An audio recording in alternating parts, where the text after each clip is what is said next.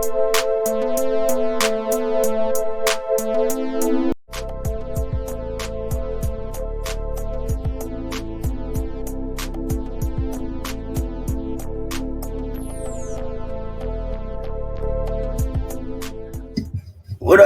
up? It's your favorite auntie with Uncle Tendencies. Cess in the building. Thank you for joining the conversation.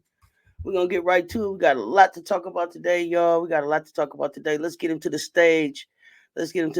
What's going on, Coach? Coach Rowe in the building. What's happening, sir? Good morning. Yes, there's been a lot going on. Lots to talk about in the wonderful world of women's college basketball. Can't wait to I don't want to hear it, bro. Yes, I'm drinking a Coke. I don't want to hear it.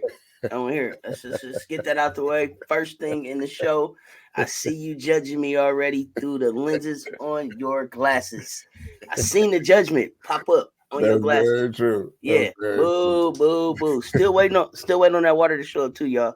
I'm just gonna say that. Put that out there. Do you drink? No. I told you what I drink. Pellegrino. No, what is that? It's sparkling water. Oh man, that sounds like that Perrier water my mom used to drink when I was a kid, man.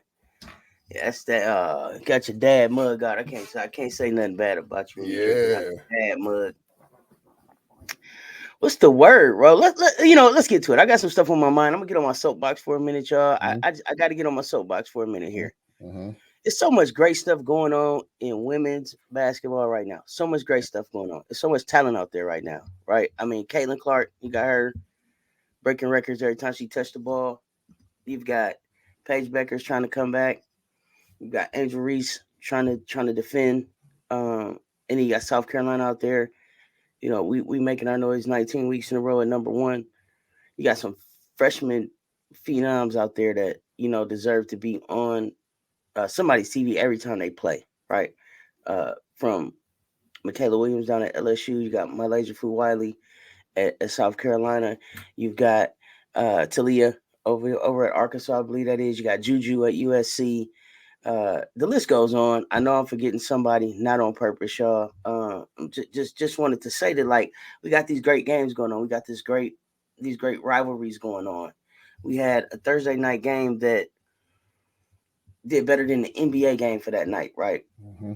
Like 1.5 million people tuned in on a Thursday night to watch two women's college teams battle it out.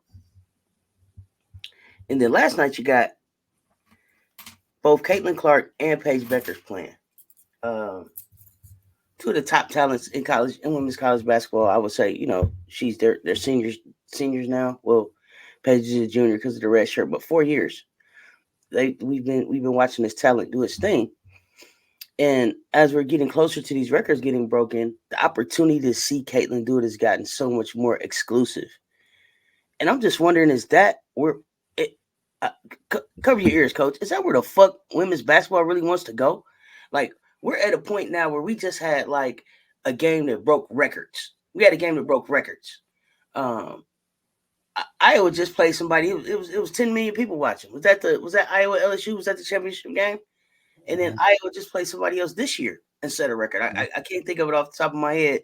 Y'all jump in the comments and in the chat and correct me. But you got this kind of momentum going, and you say that you're trying to build up a product and you're trying to get viewership up. You know, we had NCAA and ESPN come back with an incredible sports package for TV over the next few years that the NCAA tournament is included in. And quite frankly, y'all, the NCAA tournament could have been sold as an individual bundle this year. It could have been sold as an individual bundle this year, $85 million, I think, or something like that, right? But it's a $65 million package or something inside of this bundle with ESPN, but moving towards being an independent bundle like men's March Madness, men's NCAA football. Those aren't in bundles. Those are individual TV packages, okay? Mm-hmm. And that's where the money comes in, is the TV packages. Mm-hmm. So if that's where we're moving to, and then we want to kind of build a bridge between the NCAA to the NCAA women's basketball and the WNBA, then we got to figure out what the fuck channel the games come on. Okay, now let's stop this. Mm-hmm. Let's stop this. Mm-hmm. Cut it out. Now, there's no reason that Caitlin Clark is only available on Peacock on a Wednesday night. Mm-hmm. There's no reason for that. There was Mm-hmm. nothing else on TV that was keeping anybody from watching Caitlin Clark. Mm-hmm. Especially not the way we're talking about her in the media right now. Especially not the way we are on the watch. This should be must-see TV every time that this young lady is on the floor. It should be available everywhere on any platform.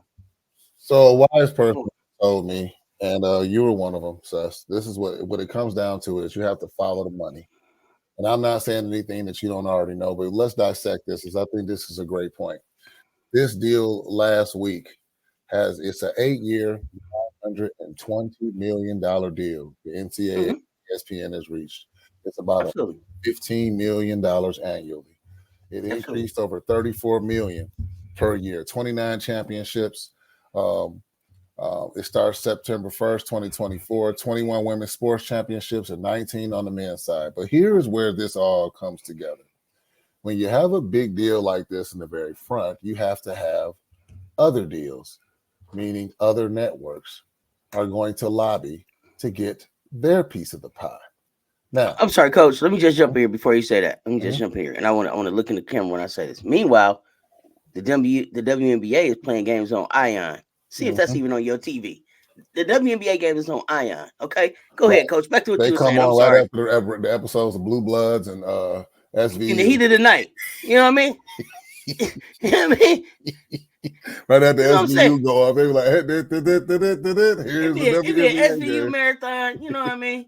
So Howard Rollins. So what you have is up there. Come on. You have these other networks that are cherry picking on what they want to do, and they know the window is very short. So that's how we led to this deal that Peacock has. Peacock is very sneaky. Well, not sneaky. They're business minded. This all started with the whole. Peacock is NBC, y'all. Exactly. Let's not be confused. But Peacock they have exclusivity on certain things that you have to have. Absolutely, they do. Absolutely, they do. So this all started back when Notre Dame was the independent, and they struck the big deal with Peacock as an independent, which they still have. They still have that monumental deal. So now you have these networks saying, where are the top players at? So Peacock said, hey, we're going to get 20 plus Big Ten's women's college basketball games for the season.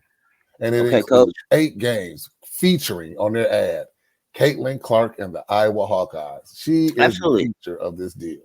Now, Coach, tell the crowd, are you a Peacock subscriber? No. So you haven't seen any of these games? Absolutely not. And let me confess, one day Cess and I were talking about show preparation, things that we're going to get together and look at.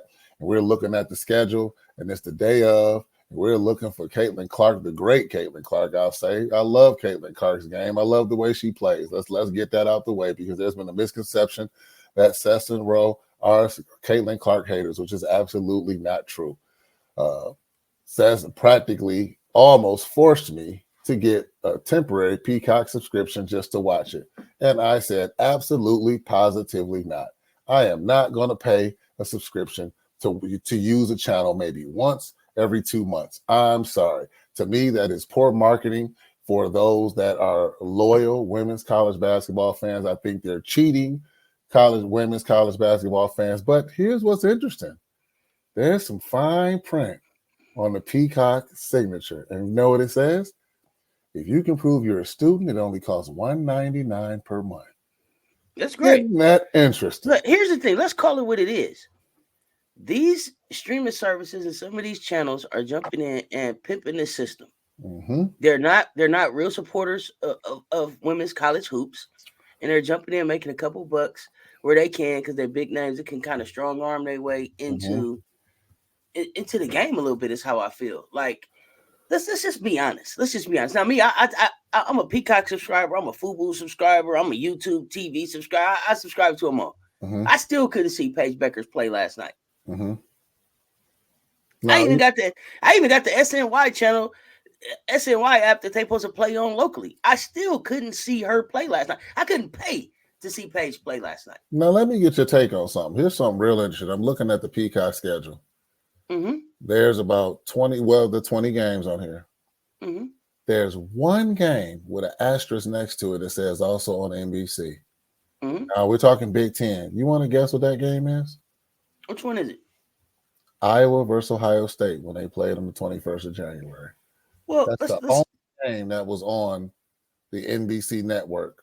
let me clarify this, Coach. Let me say this too. Let me just say this because I'm on my soapbox and I don't want people to take this the wrong way. The Lions played on Peacock too, but the Lions were also available on NBC locally. Okay, look, let's have a conversation.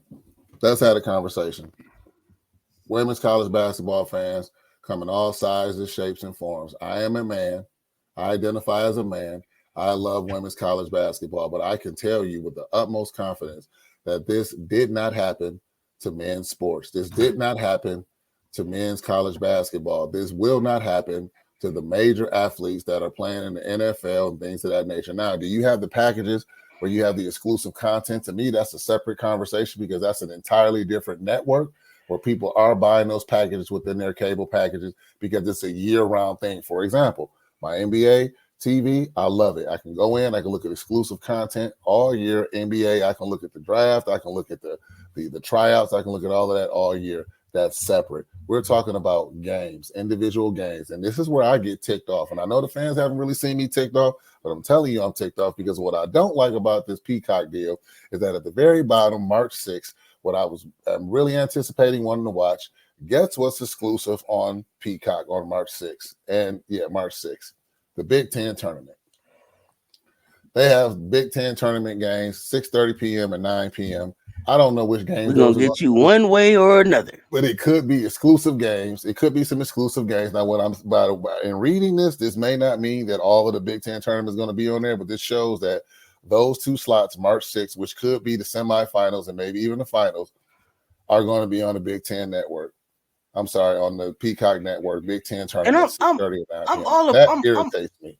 I'm all for it, Coach, if it's additional coverage. This is a game that I want to see stay around, right? You know, this is a game that I want to see be able to stick around. I remember being able to watch all major sports on regular TV, right? That was the one thing that kind of united America, right? Sports. Like, regardless of what your economical situation was, you were going to be able to see the Super Bowl. You were going to be able to see March Madness. You were going to be able to see some NBA games. You know what? I'm glad you said that. It should be on regular TV. Now, I know you got your TNT package and that stuff going on with the NBA and the NBA. But then again, and then this is what ticks me off. I couldn't see Paige Beckers last night, but ESPN had a game on. I mean, ABC had an NBA game on in primetime last night. How can women's college basketball become an American tradition, sport, or normality if it's going to be exclusive? Let's drill right down to it. You have young ladies that are in homes that are on different teams trying to play they love watching their heroes in the WNBA. They want to get it to the WNBA. They want to go play in school. They want to play in college. Why is it that they will not have the access to that unless they pay these huge fees to watch the game? That's what this is about. You cannot say that women's college basketball is getting a boost to be a normalized sport or something that these young ladies, young girls are able to look at, learn, study, and play if you have all of these strings attached on where they can watch the games. What if the parents don't have access to these networks? What if the parents aren't going to pay for Peacock or Fubo? You know what? Transparently, I've never looked at Fubo. Never looked at it. I only see when it pops up on some of my feed when I'm looking at certain games and I'm trying to look at. I have no idea. Never watched a game in my life. Now let me say this. I will say this. Fubo is a great sports platform. I'll give it to them. Great sports platform. Well, I need to check it out because I'm not. Yeah, it's a great sports platform. But again, it's still at some point limited, right? It's just still at some point limited, which is crazy to me. Like, if we're growing the game, like the game just isn't at a point where we can be exclusive yet. We're not a household name like that. So I just feel like, for all intents and purposes, right now, we need to keep the games on as many outlets as possible, but also on as many free outlets as possible. But the sad part about this is that is not where this is trending. This is No, trending toward more teams getting exclusive deals. They're going to say, hey, wait a minute.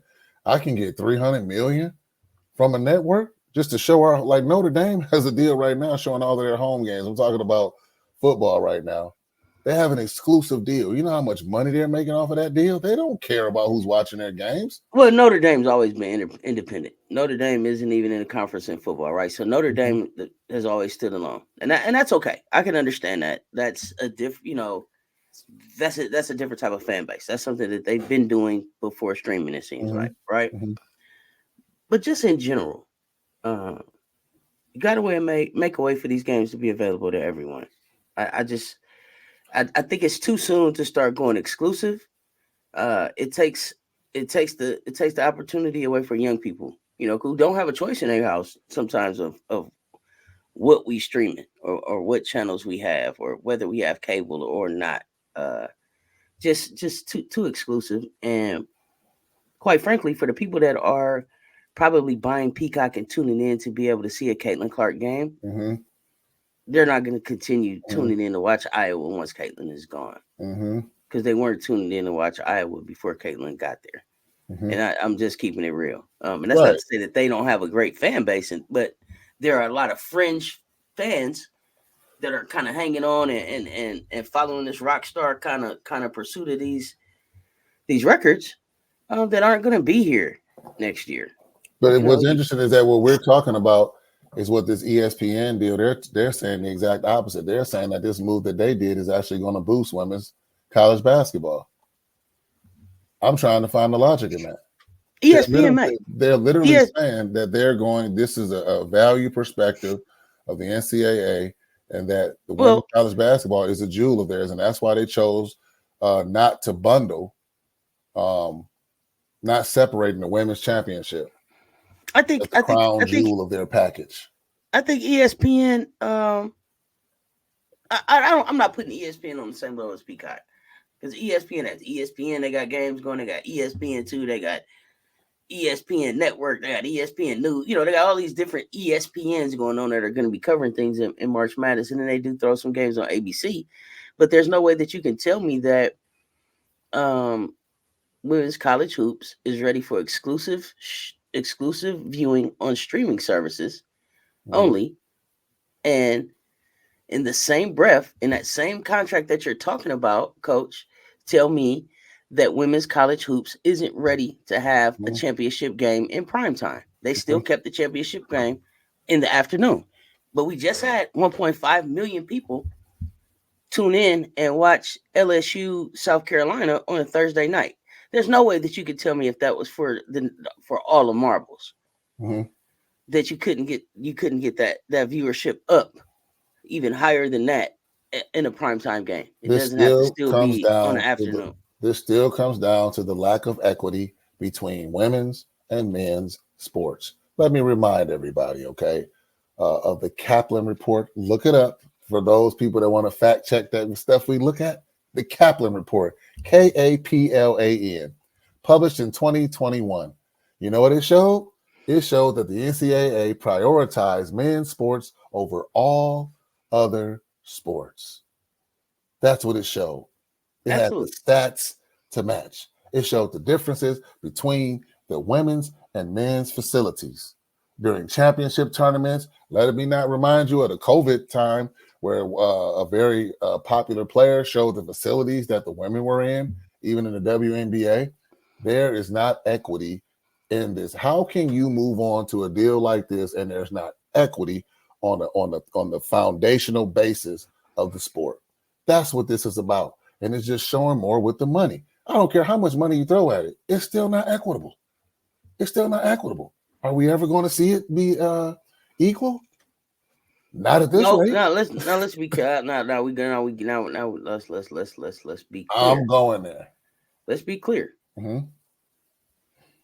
So for me, there's not a potential for it to be equal in the sense of money, just because when you're talking about business, bottom line, it doesn't bring in the same amount of money, right? So there's no way to give $250 million contracts in the WNBA Because bottom line, the product isn't bringing in that type of money yet. Now, can it get to that? Absolutely. There was a time when, the NBA workers were still working at the factory during the day, smoking a cigarette on the way to the game. They weren't always just where they're at right now, but they had the opportunity to grow in that. But when we talk about equitable, the same chance to grow. That's what thank you. Right. The same opportunities, the same opportunities to have those growing pains, but still be moving towards something that's equitable and profitable for everybody involved. Right. That's what we mean. Right. It's almost like that picture we always see where you have the one stoop that's real high for the person that's short, and the lower stoop for the person that's kind of tall. They all can see over the same distance over the fence. People have seen that picture before. It's like a great word picture of what equity is. Let's be clear. We're talking about equity. So thank you, Cess, for inserting that, because we're talking about the equity as far as like the opportunity. The money's never going to match up, like you said. That's never going to match up. But the opportunity to build the platform is what we're talking about. And this is crazy. What was crazy, Coach, not to cut you off, I apologize. No. But what's crazy is that, I'm going to have to fact check this because everybody's about facts. And I keep telling you, this ain't a fact. This isn't about facts. This is a conversation. Sometimes stuff come up and we're not sure. And in the exchange of ideas, we find out, we need to do some more digging on stuff, or, hey, let's look that up, or let's if you hear for just straight facts, this ain't the conversation for you. And, I recognize that, but I say all of that to say there are, I believe, maybe based on size of the leagues per player, there are probably more international players in the WNBA than there are in the NBA, especially with so many WNBA players going to all of these different places to play. Oh, wow. In the off season. And so this more than anything is a global opportunity to grow the sport and make it available. Right. And so I can note of what does that look like? What does that look like? We had to look at that. What does that look like? We even have American-born players, like you said, that built reputations overseas at the time where there wasn't the money that was available in the WNBA. So you're right. Yeah. But not only that, Coach. Not only that. Let's be honest. If we've got WNBA players going overseas to be able to make their 7 figures, to be able to touch 7 figures, you can't tell me that those people in the countries where they go to play only want to see them play when they're in their country. Right. If they're stars of them and they're supporters of them, if they're stars in that area and they're supporters of them, then they probably want to support them all year round. And so what does that platform look like? And let's start opening up. We're so quick to be like, we want the women to be equitable as the men, but we also try to put the same blueprint. On how we bring along women's sports and how we bring along men's sports. It just doesn't work that way because we're not selling the same type of product. Right. So I think there's a need to kind of relook at that and kind of try to incorporate all of those things into how we market the game and where we make it available. I'm just saying that, like, Wednesday night only on Peacock for, the greatest player in women's college hoops right now. Ridiculous. Absolutely ridiculous. Right. And NCAA should be ashamed. Well, I don't see this getting any better. I love to be optimistic when there's the opportunity to be optimistic. But the way these deals are rolling, the numbers that we've looked at on how this is trending, it was interesting is that if we're flipping over to the men's side, there's been record lows in viewership for the men's championship. Those views haven't gone up. Look it up. Fact check that, everybody. The views have gone down. So despite all of the money being thrown in that direction, I'm not saying it's unjustifiable because, look, the men's college basketball tournament is one of the biggest events, as we know, in sports every year, okay? But what are the efforts? What is the marketing? What are the platforms? What are the opportunities to build different lanes to have that same type of viewership for the women's game? That's all we're saying here. The men's tournament is like in a crock pot right now, Coach. Yeah. You set it and forget it. That thing is rolling. That thing is rolling. Come March, people is taking off work. They got their money together. They got their brackets out. That machine is rolling, and that's good for that's great for men's college hoops. But does that same exact recipe work for women's college hoops? No. Or is there some tweaks that you need to do there? Definitely. You know, so you think about Diana Taurasi and Sue Bird just did a game. What game did they do? Where like they did like I don't know if you watched like Peyton and Eli. Oh yeah, no disrespect. That wasn't it. You talking about Sue and Diana? Yeah. But what game was it for? I forgot because I called you. I forgot what game it was. Well, the one if it's one I'm thinking you're talking about. Remember, I flipped I think I'm asking because I want to know, was it even for a women's game? I don't think it was a women's game because that's why and that's I was my surprised point. when I saw him on there. And that's my point. That's my point. If you say Diana Taurasi and Sue Bird are on another channel talking about a women's game, Diana Taurasi and Sue Bird did. I want to say it was a national championship game. No, you know what? It was a December 25th game. It was a Christmas Day game. It wasn't a college. It wasn't a college game. Did it have anything? It didn't have anything to do with. It was an NBA game. Anything to do with women's college hoops? But they're legends. They're legends in women's college hoops. So I say that to say, Diana and Sue also did a game in the tournament or the national championship game. They brought them back for the Final Four. It was the Final Four. And that was one of the most funnest, insightful, informative. I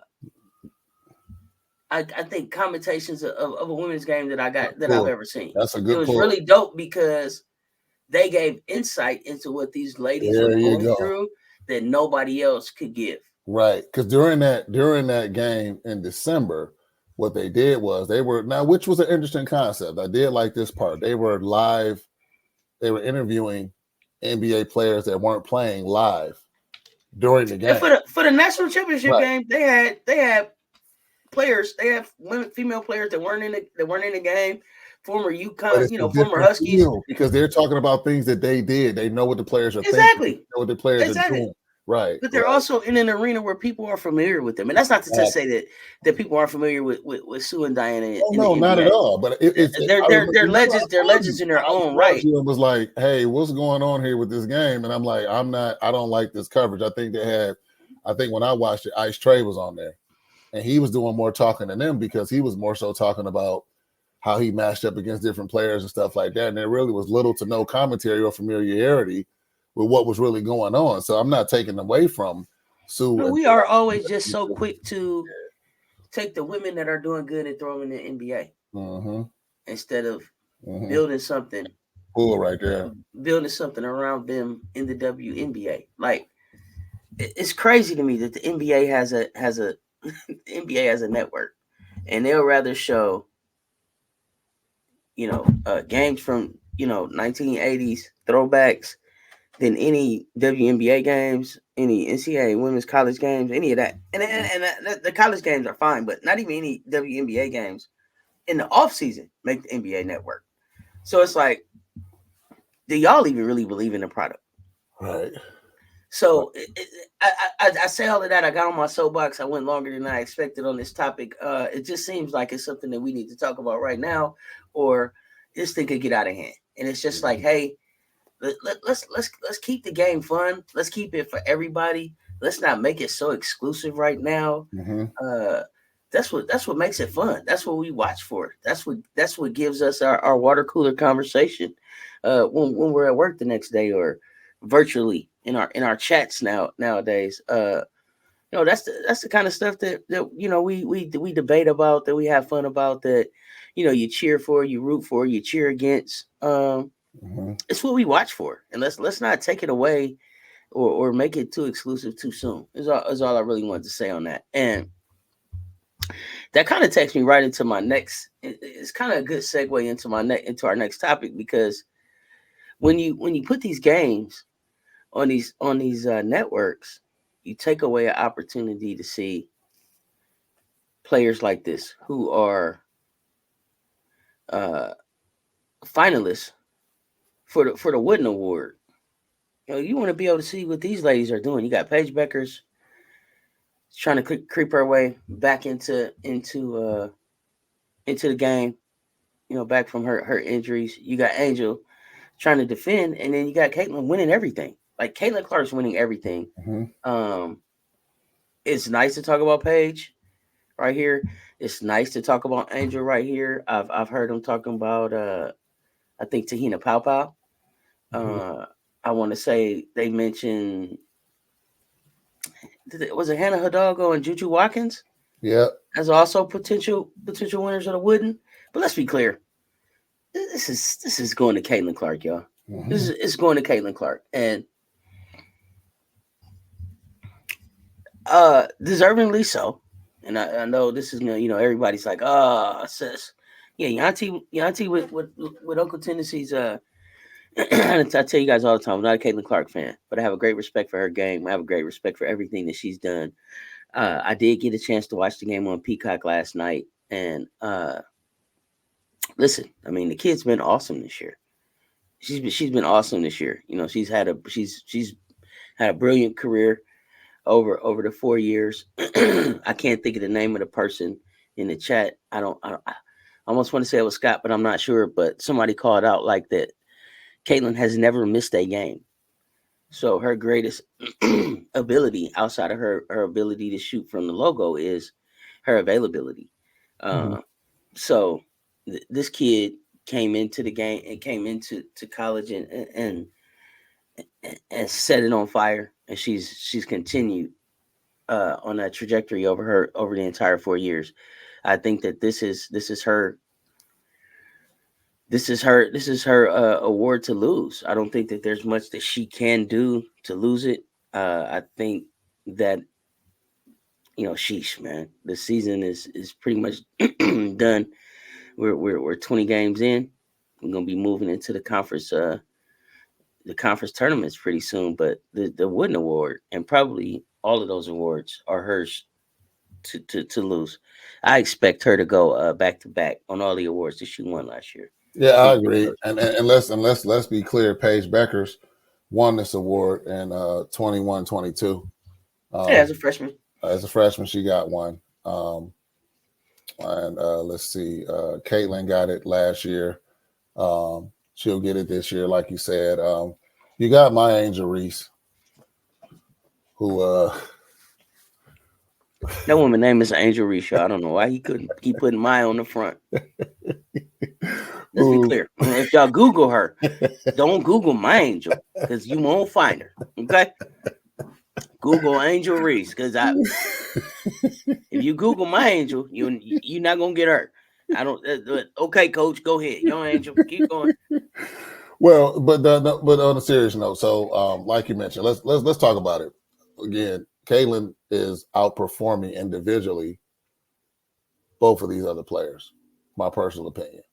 She's outperforming everybody in women's college hoops right now. But if we talk about these three from an offensive perspective, yeah, from offensive perspective, but it's almost like a foregone conclusion. I called it the Caitlin Clark Cupcake Classic. Who's going to come in second is really it really should be the topic of discussion because she's head and shoulders above everybody. And I'll say that these are the awards that are going to stack up and stack up and stack up because it's subconsciously for those writers and things of that nature, those that vote, subconsciously a substitute for not getting that natty. Let's just call it what it is. And not only that, for the first time, like last night when Caitlin talked at the end of the game, I felt really confident that Caitlin is going to the W. Caitlin said, "Time's dwindling down to play with these ladies. I really love playing with these ladies. It's been great playing with these ladies." That sounds like after this season, I'm done playing with these ladies. But I could be wrong. She just might have been in the moment. And that's the other thing. It's so much pressure on her to get these records broken, and she's gonna get it done. But more and more people are showing up every game. Mm-hmm. More and more things are being asked of her every day. I think that Caitlin Clark knows she could literally elevate the women's game if she were to go to the WNBA this year. Okay. Teaming her up with Boston and teaming her up with that team that she would more than likely be drafted by #1 overall pick would be must-see TV, and it could literally elevate. Well, whatever network you can see it on. On Ion, I'm asking you. Well, but I'm asking you. I'm asking you. Okay, because you signed this TV deal on Ion. Mm-hmm. Do you have Ion on your TV? It's on there, but I gotta check my streaming services. I'm not even sure if I got Ion. I think I got it somewhere. I have Ion. Reminds me of, for those that are not in the Midwest area, CW, the former CW channel, where you wouldn't know what's coming on CW unless you just happen to stumble across it. The CW is still around. Yeah, I don't have it. It must have fell off my package because I used to watch Judge Mathis on it. But that's a whole other conversation. So you didn't watch All American? No. Oh, you missed a good show right there. Yeah, that was a good one right there. I tried. Based on the true story. I digress. I ain't gonna go there. But listen. And that's not to take anything away from Ion.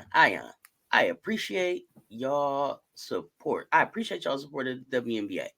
And I understand that y'all trying to get to the next level. And I hope that the WNBA sticks with y'all as they continue to grow, and that you remain a supporter and a channel that has the WNBA on it. But y'all telling me Caitlin Clark coming to the league, Paige Becker's coming to the league, Angel Reese, as coach say, his Angel coming to the league, and we only gonna be able to see him on Ion and sometimes on ESPN. Talk to me about that, coach. This freshman class may change that narrative, is what I'm saying. I don't know how long the deals are for. We just signed these deals. Yeah, but deals can always, I mean, it just comes down to the exposure. But yeah, if they're locked into it. They signed these deals knowing this talent was coming. Yeah. And my thing is, Peacock, you signing up, get these.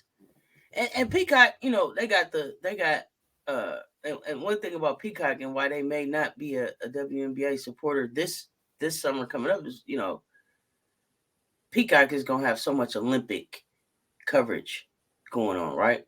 Mm-hmm. Going into Paris this year. So maybe we won't have WNBA games there, but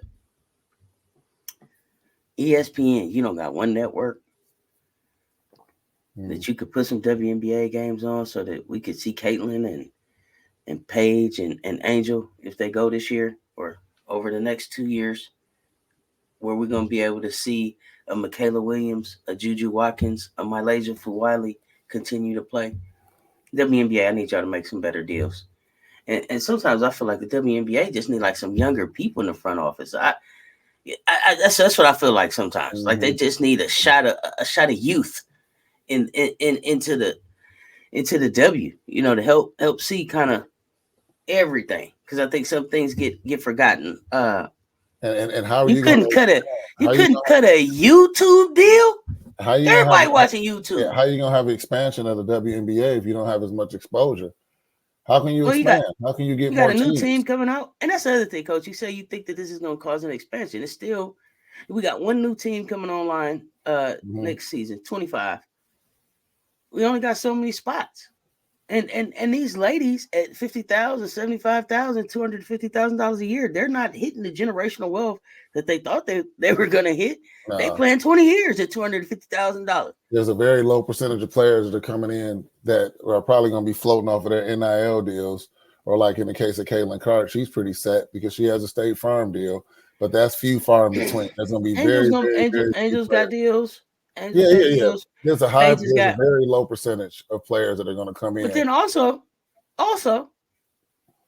what is that? I'm interested also, and this is something that we could talk about following. How does this dynamic change the locker room? Okay, in the sense that I've been the big dog here. I make $250,000 a year. Mm-hmm. I may have won championships here or played deep in the playoffs here. And here you come in here with all 2.5, 3 million of the dollars that you'd have made a year over the last 2-3 years. What does that dynamic look like? That dynamic is going to look like a lot of young players being put together to play together and grow together, and kind of weed out those senior players that may feel that way. That's what's going to happen. You can't push me out. You can't push me out the league. I've been here. No push out. What I'm saying is you're going to see like Indiana, it's a no-brainer to take Caitlin if she comes out because you have a very young core. That young core understands there won't be that because you got how many teams have a young core? That's my exact point. And let's be honest. Let's be honest. Women can be catty. Women can be catty. Exactly. And so again, my question is we're talking about is that way that may prompt a decision, one of the players coming out and the teams choosing players. I think you're absolutely I think the right. dynamic, but I think that I'm talking about locker room here. I'm talking about locker room. Right. And I'm talking about veteran leadership trying to lead young people that have made more money than you dreamed about. No, I get it. What I'm saying is that's going to factor into the moves that are made. You see what I'm saying? If you that's coming out 2 years. That's not. I don't think that we're looking at the same things. I'm talking about specifically that the dynamic between the players in the locker room. What's coming out is what's coming out. You're gonna pick that. But I'm talking about if the big dog has been used to being the leader. And I set the tone, and I teach you what it's like to, for lack of a better word, the Patriot way here. You coming in ain't won nothing, but you'd have made more money than me. Are you listening? Yeah. Are you coming into being a part of this? Absolutely not. Because they've been put on the pedestal their whole career. That will cause some issue. But what I'm saying is we're talking about the same thing. I think we're talking about different steps. I'm saying it's going to affect the teams that pick the players and the players that choose to come out. That's what I'm talking about. Don't think for 1 minute Caitlin Clark and her team haven't looked at it and said, hey, Indiana Fever would be a great fit for you. It's a young core. I'm not talking about that. I'm talking You're talking about once they're picked, when they're in the locker room. I'm talking about the things that we don't normally talk about women's sports. The emotion and the cattiness and the back and forth that goes on between women, regardless. That can happen between women, regardless. Right? I mean, we see it on TV. Look at LSU. Look at LSU right now. Look at that. Look at the turmoil that happened at the beginning of the season at LSU. I don't think that's player driven. I don't think that's player driven. Yeah, but you had it spilling over to parents, going back and forth, and all of this nonsense. But that to me, from what I've listened to in the chat and what people have had to say, I contribute the mess that was at LSU this earlier this year to Kim Mulkey totally. She brought HVL in. So here's the thing, and Coach, I watch a lot of TV, and so a lot of times I use scenarios from TV to kind of get my point across. So there's an episode on the Cosby Show where Vanessa brings Dabness home, right? And Cliff talks about, he asks Dabness, what's your favorite meal? And the dude says something like a porterhouse steak with some onions on it and potato, all that, right? Good stuff. You can see it. You can smell it, right? You ready for it. But then they present it to you on the inside of a garbage can. She brought HVL down there and presented her on the inside of a fucking garbage can.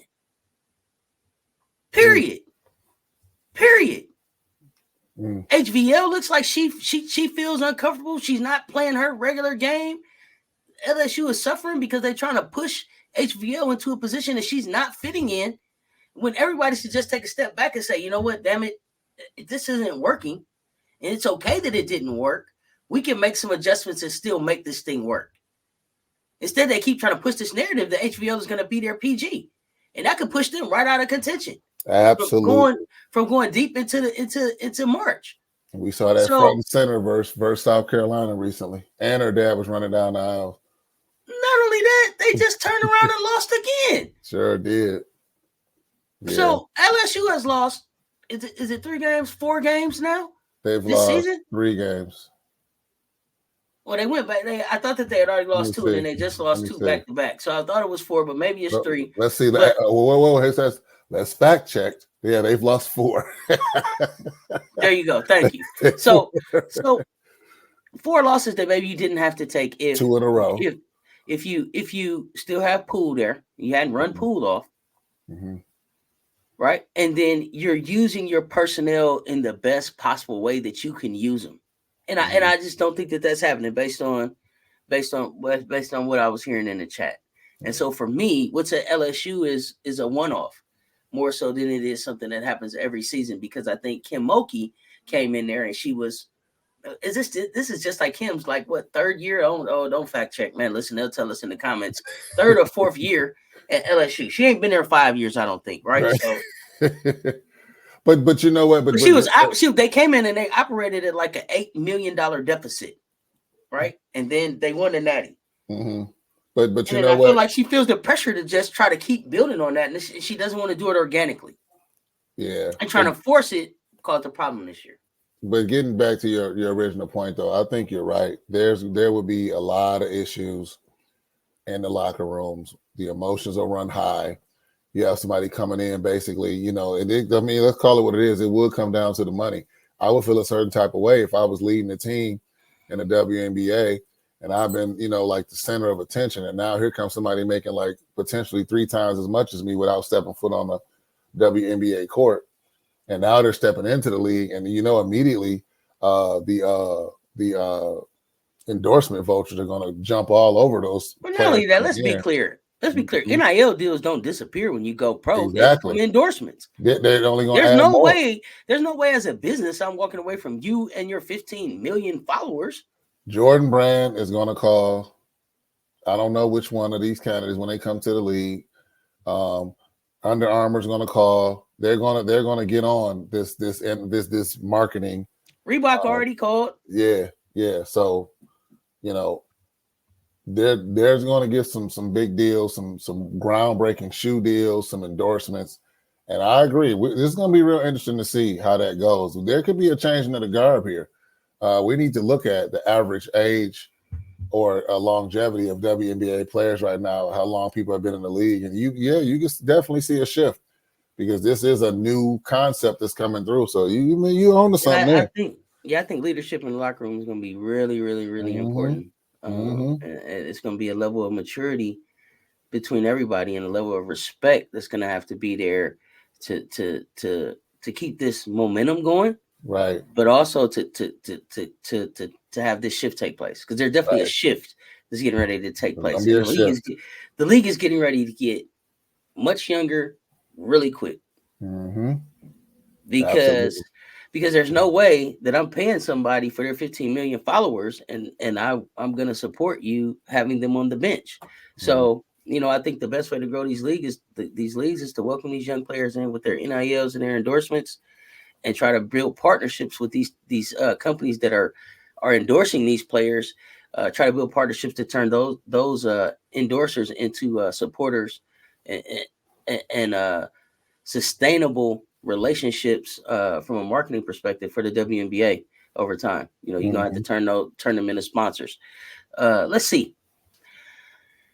So, you know, keeping along, you know, we got the trophy up. So let's talk conference tournaments, y'all. Let's talk conference tournaments. Got some good ones coming up. Got some not so good ones coming up. I'm not gonna be able to watch all of them, but I got some teams that I'm watching. But Coach, take it away.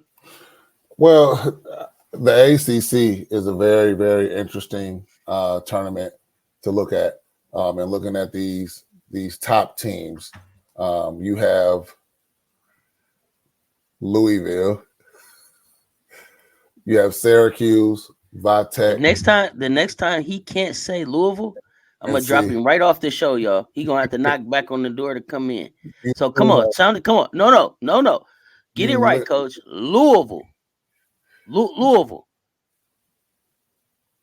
Sound it out. Louisville. Come on. You gotta get it right. You can't. Man, you out of here, man. You out of here, man. Louisville. There you go. So you have. I'm gonna start doing you like Eddie Murphy did on Life. You better not even say Louisville no more. You better say Cardinals or something. You better say that city in Kentucky. I like that. No, I can't say that. I'll say the Cardinals. That sounds good. But you have 1, 2, 3, 4. You have 5 teams with 1 game separating them in conference play, which is very interesting. So now, when you dig deep into this ACC tournament, the reason why this is going to be a competitive tournament is because you have a couple teams that are fighting for seeds in the tournament. For example, you have UNC sitting at 15-6 overall, but they're 7-2 in the conference. If they could pull off at least making it to the semifinals or even winning this whole ACC tournament, they could very well end up being like a 3 seed, something like that, just by winning this tournament. So the competitiveness is going to be at an all-time high. Something to look at. You have 3 teams on 3-game winning streaks in this conference. NC State, Tech, who has the dominant Elizabeth Kitley, and then you have you have 2 teams with 3-game win streaks, and then you have the Cardinals, who have a 2-game winning streak, sitting at 18-3 overall. But here's the team that probably gets the most coverage, but they're only 5-3 in their conference, which is Notre Dame, led by the dynamic Hidalgo. They're 5-3 in their conference, 15-4 overall. Notre Dame, to have any chance to make the Elite 8, would have to be a 4 seed or higher. They have to be. So they need to come into this tournament. And a matter of fact, I mean, I know it's cliche, but there's a lot of teams that need to win this tournament. There's a lot of teams that need to do well in this tournament. And you know, I'm not the greatest at math, but you got 6 teams. Only one of these teams can win this whole thing. So which 2 would it be? I mean, you could see one of these teams get knocked out in the first round of the ACC tournament the way this is shaping up. So this is going to be exciting to see. There's still some marquee games we're probably going to cover very soon on another show, just to kind of dig into the actual games that are left. One notable this week is the Cardinals are playing NC State on the 5th. So that's going to be a big game. That's a big game, though. NC State and UNC play this week, I believe. Yeah, they do. They do. So it's like the ACC tournament is going to be good. This is where the stars, you have to show up and play. Oh, yeah, this is where the separation happened. This is exactly. I love that, the separation. Now, let's segue real quick to one that I don't think there's much of a competition, but we're going to talk about it anyway, which is the Big East, okay? You have UConn, they're undefeated in the Big East. But you have a sneaky team, and I have to look closer at them. Creighton has won 7 straight games, and they're 8-2 in their conference. Again, another team that could be jockeying or fighting for some seeding in the tournament. I have to look at their strength of schedule. Then you got St. John's sneakily won 3 games in a row, and they're sitting at 8-3 in the Big East. So it's kind of top heavy. But again, you're looking at one of those teams that could end up in a region that they probably shouldn't be dropped into, just solely because they didn't do well in the Big East tournament. But I look for either Creighton or St. John's to challenge UConn for that Big East championship. But again, you're going to have these teams like Creighton and St. John's. This is their tournament right here. I think UConn's going to win the Big East outright. Yeah. They're going to win the Big East outright. But you got I don't know if they'll win the tourney, but I think they'll win the Big East outright. They're 9-0. I don't see anybody, 10-0. They're 10-0 in the conference. 10-0. Okay. Yep. Oh, yeah, that's right. They just won last night. So 10-0 in conference. 18-4 overall. But here's no UConn too. UConn to me is one of the most intriguing teams, and I would not want to be in the war room deciding their seed. If they outright win the Big East, are they making an argument to be a 1 seed? Are they making an argument? It depends on everything else shakes out. Exactly. That's why they're very, very intriguing. Like I would be shocked if they're anything lower than the 3 seed. I would be shocked. I got them at a 2 seed right now. Okay. I got them at a 2 seed. Which moves me to the Big Ten. You all know I like the Big Ten. There's some interesting matchups in the Big Ten. Don't look now, but Ohio State is on a 7-game winning streak. They're on a 7-game win streak. Cody McMahon is wreaking havoc. She's a freshman. She's shooting 50% from the field. She averaging 15.1 points. I'm not going to dig into everybody's team that has players, but I just wanted to mention Cody McMahon is she's putting on for Ohio State. But we have Iowa and Indiana at 9-1 in the conference, okay? But then you got Ohio State at 8-1. Do not look too far. Do not look in your rearview mirror. Iowa, Ohio State is coming. They already beat you once. This could be a potential matchup in the Big Ten tournament. But let's talk about this. You got Penn State, Michigan State, and Nebraska, all one game separated from each other, sitting at 7-3, 6-4, and 6-4. And don't look now, but Penn State is on a 6-game winning streak. So these teams are trending in the right direction. Indiana is on a 4-game win streak. These teams, there's a couple teams that are ramping up right at the peak time to start these conference tournaments. And it's going to be a very interesting tournament to watch because, again, you have teams like Michigan State. They're sitting at 16-5, 6-4. This could very well be the difference between them being a 4 seed and an 8 seed, just by the way they're playing right now. If they show up and show out, make it to the semis or something like that, this could mean 3 or 4 positions for them in the tournament.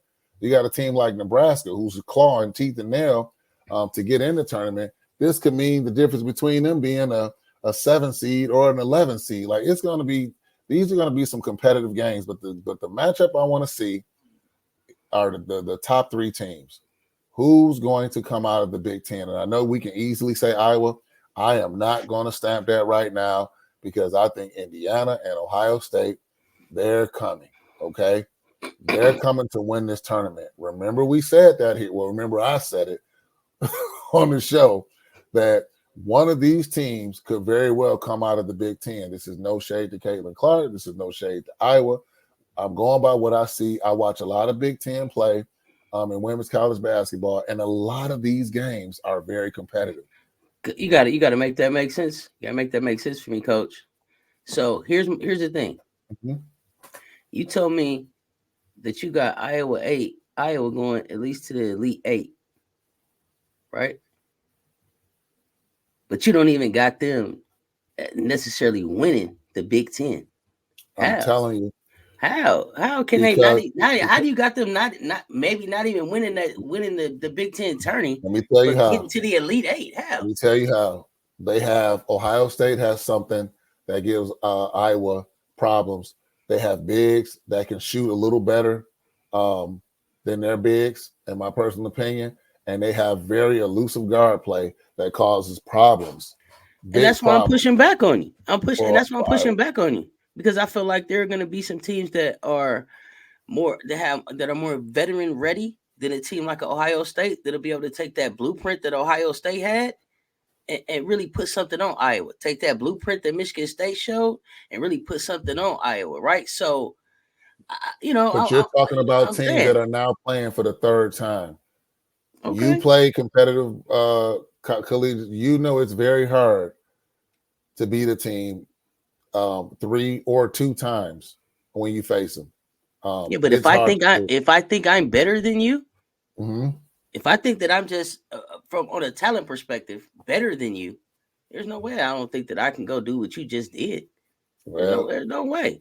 Stay tuned. That's why we watch, right? I'm telling you. That's why we watch, but I'm just saying I'm pushing back on that. You know, it's now you like, oh, they go to the Elite 8, but they might not even make a Big Ten. I said they could. I said I expect them to do that, but again, comments. I know they're gonna jump on me. I don't care. I was one of those teams. I know Caitlin Carter's great, but when you're that centered on one player producing that much offense, you can get popped early in the tournament. Remember, I said it. I'm telling you, you can get beat. You can be beat early. The other thing that I want to know about Caitlin Clark is how does she play when you get physical with her? Mm-hmm. If I just keep banging with you, if I just say, you know what, I'm taking a real physical approach with you, to me that wears on you over a game. The 2 losses they had came from guards attacking her and making her play defense. Don't think for 1 minute that Cody McMahon is not gonna attack if they face them in the tournament. I'm just telling you. And here's the thing, too. The Big Ten is a gauntlet, okay? Yeah. You make it to the semifinals, you may have very well had 2 nail biters just to get there. So you best believe when those finals come up, it's going to be a game. It's going to be a game. It's going to be a game. I know we up against it, but we got to talk about SEC. Well, SEC. let me just say really quickly about the Pac-12. Pac-12 is going to be super interesting. I'm sorry. Yes, my apologies. I got to jump on the Pac-12 real quick. Apologies. Go ahead. You got Colorado, who I think has been the number 2 this year. You got UCLA, who I think has been the number 2 this year. Cameron Brink at Stanford. I don't know how high they've been up in the standings, but they're a problem. Period. Cameron Brink's a baller.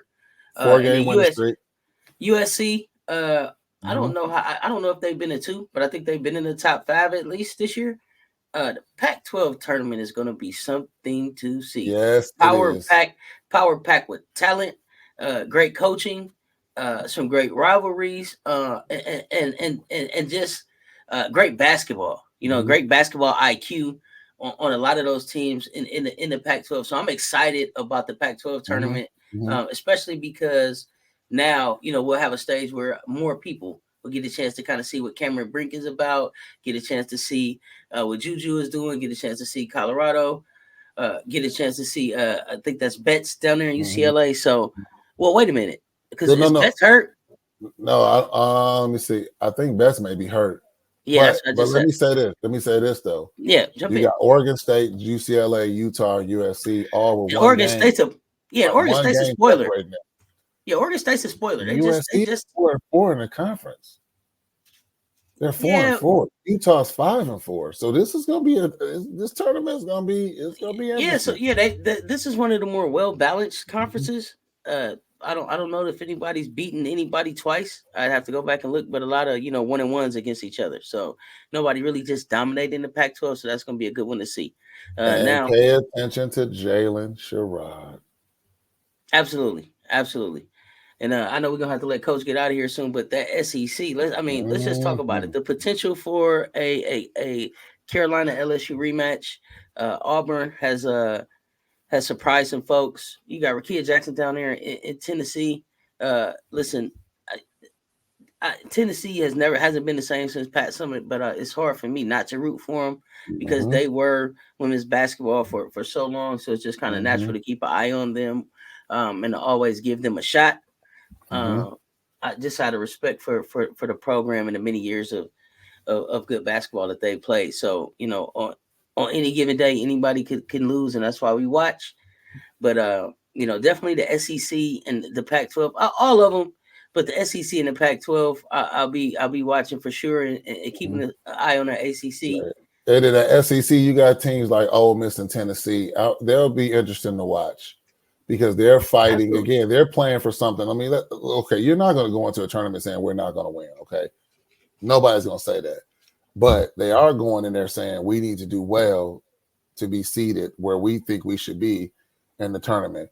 Ole Miss and Tennessee are approaching the SEC tournament like, look, this seeding is everything for us. They're not like a LSU or like one of the teams we mentioned before, like if it's an Ohio State or somebody like that ended up being a 6 or 7 seed, they wouldn't panic because they know that they have talent that can have them play out of that. But when you have teams like Ole Miss and Tennessee, they need to be a certain seed in order to have a chance. Like we're talking about their first matchup could be very tough for them. Not that they would lose it or anything, but you're looking at that round of 32 and looking at this and saying, wait a minute, how did we end up playing? Let's see, for example, how do we end up playing Penn State in the round of 32? But not only that, you got the Carolinas and the LSUs that are looking like we're hoping that somebody take a pound of flesh out of you before you get to us. Exactly. Right. So you got all of those things factoring in. It's gonna be a good watch. I know the SEC tournament starts about March 6th. Look, I fact checked that, y'all. March 6th. Question for you. Yes, sir. Yes. Come on. What you got? All hypothetical. LSU wins the SEC tournament. What seed are they? They sitting at 5-3 right now in the conference, 18-4 overall. Hypothetically. Still a 2. Still not gonna be a 1. Not gonna be a 1. I was gonna say they may even be lower than 2. depending on how some of Well, these. they're the defending champions. It's Angel Reese. A lot of things factor in the bottom lines and commercials and who want to sponsor what. And I mean, let's just be real. You know, some money goes into this. And so you don't want to have Angel Reese, who's you know, outside of Caitlin Clark, you know, arguably the face of women's college hoops right now. You don't want to rank down too low. You don't want to rank. It just shows how big that loss was for LSU to South Carolina. Why is that? What do you mean? Because LSU wins that game. And I know this is a lot of hypotheticals, and I don't care. Attack me if you want in the comments, but LSU wins that game. I don't think they lose that game that they just lost. I think that we're looking at 6-1 for two of the top teams, and now you could potentially still be a 1 seed depending on how you do. I think that loss was huge. I think it was, and that loss was responsible for them coming out the way they played that next game. That's just my thought. I just feel like LSU circled that South Carolina game the moment it came out. They have been talking about that game from the moment it came out. Angel have probably been talking about the game since the loss last year. You know, even with the national championship, that loss has been on their mind. Mm-hmm. So I just think that there was a lot of emotion, there was a lot of energy that went into that game, and the drop off after the loss was just like, you know, they all just needed a minute, and I think, you know. And we talk a lot about mental health right now. I just think mentally it was draining. And I know people might say there's no room for that. But let's just be quite honest. We have a lot of players, a lot of professional athletes that have come out and talk about their different mental health issues around just being pro athletes. And so I just think that mentally they were drained, and that second loss came just because of that. But I definitely expect them to bounce back. They got to figure this HVL thing out, though. If they're not going to figure, if Kim Mulkey is not willing to have a different look or a different conversation about HVL, or I don't know if they have like a team meeting. Like at some point, everybody got to get together and just say, we're not doing that. We're not doing that. Even if that's what she says, she's not coming on the court. I remember there was a game where only 5 of us showed up. It was only 5 people on the court and the coach. And we were playing 2 20-minute halves. And the coach wanted to take a timeout at 18 minutes in. I take that back. Maybe it was 6 of us. He wanted to take a timeout with 18 minutes left in the first half. And you only get 1 timeout? Man, we wouldn't even look at him. He was jumping up and down on the sideline saying, call a timeout. The referee was like, your coach is saying, call a timeout, man. Keep going. Ain't nobody finna take no timeout before 10 minutes left. If you don't come on, to the point, like the coach, he walked off the sideline. This man left the sideline. We was in high school. And so the high schoolers that had played there the year before that were now junior college players had to come on the sideline and coach us in this summer league, because it was like, hey, man, you're not out here. At some point, it's about who's on the court, who's in between the lines. Right. So no disrespect to you, man, but you're not out here. And we're not calling no timeout right now. So at some point, LSU has to get together and just say, hey, HVL, I don't care if Kim Mulkey puts the ball in your hands herself at the takeoff, at the takeout. When you throw it in, don't look for it no more. You line up around the 3-point, go in the shooting guard place, someplace. Don't come back around here to the point guard place. Don't do that no more. They have to get to that. So if it ain't coming to that, I don't know. But it can if they do that, I think. Right. Coach, it's been real. I'm glad we got a chance to have a conversation. Yes. Coach Rowe was in the building with us today, y'all. It's Cess, your favorite auntie with Uncle Tendencies. You know what it is. Until next time, stay tuned. Talk soon. We out. See ya.